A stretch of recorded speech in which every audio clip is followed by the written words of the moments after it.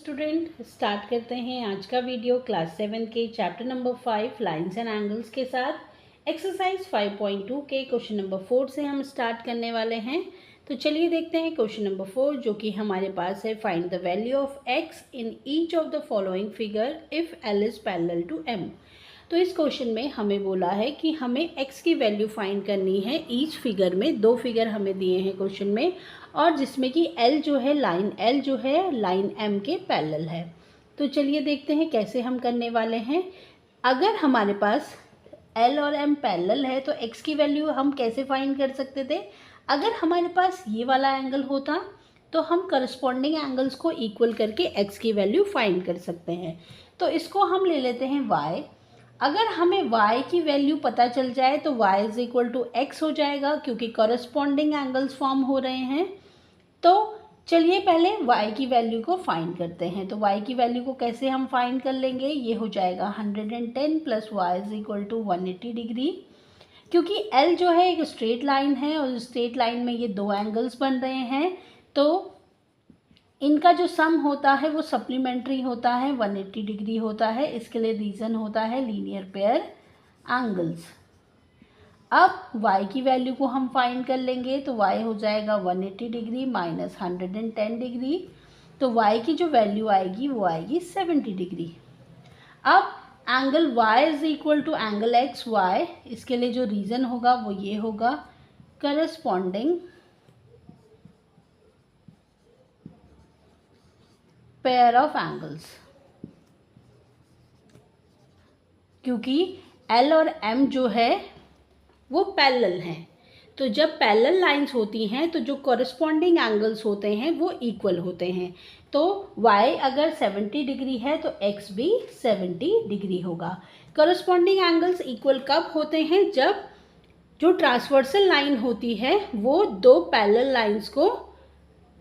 Line को cut करती है, तब जाके कॉरस्पॉन्डिंग एंगल्स इक्वल होते हैं। लाइंस का पैरेलल होना ज़रूरी होता है।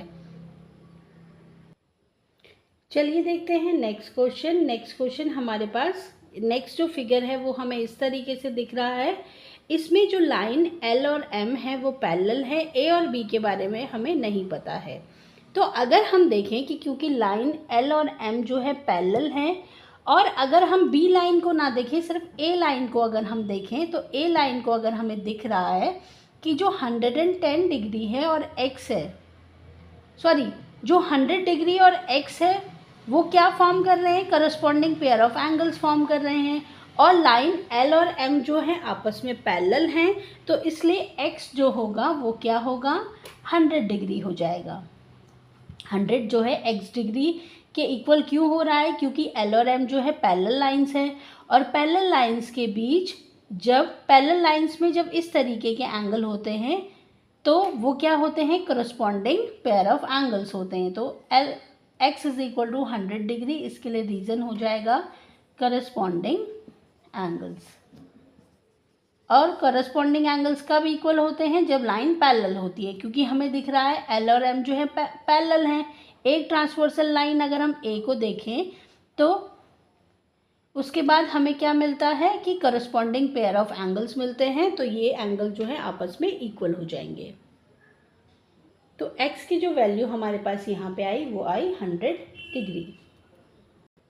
चलिए देखते हैं क्वेश्चन नंबर 5 जो कि हमारे पास है। In the figure the arms of two angles are parallel.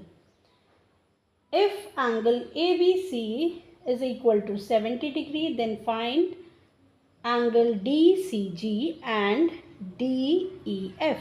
तो इस क्वेश्चन में हमें बोला है कि ये जो फिगर है उसमें दो आर्म्स जो हैं एंगल के वो पैरेलल हैं और एंगल ABC की वैल्यू हमें 70 डिग्री गिवन है। तो हमें क्या फाइंड करना है, DCG एंड DEF। तो चलिए देखते हैं कैसे हम फाइंड करेंगे। तो जैसे कि हमें फिगर में बोला है कि जो आर्म्स हैं of two angles are parallel, तो अगर हम देखें तो जो AB है वो क्या है, पैरेलल है किसके, AB जो है ये एक जो एंगल है ABC और दूसरा एंगल है DEF। तो इसमें जो AB है वो किसके पैरेलल है, DG के पैरेलल है। AB is parallel to DG and BC a transversal line. अब जैसे कि हमें दिख रहा है ये और ये पैरेलल है, हमें एंगल DGC फाइंड करना है। अगर ये दोनों पैरेलल हैं तो angle DGC is equal to 70 degree हो जाएगा। क्यों? क्योंकि ये क्या फॉर्म कर रहे हैं, करस्पॉन्डिंग एंगल्स। ये हो जाएगा हमारा करस्पॉन्डिंग एंगल्स। तो एक पार्ट हमारा फाइंड हो गया, पहला पार्ट DCG हमारा फाइंड हुआ। DCG की वैल्यू जो आई हमारी वो आई 70 degree. Now we have to find DEF।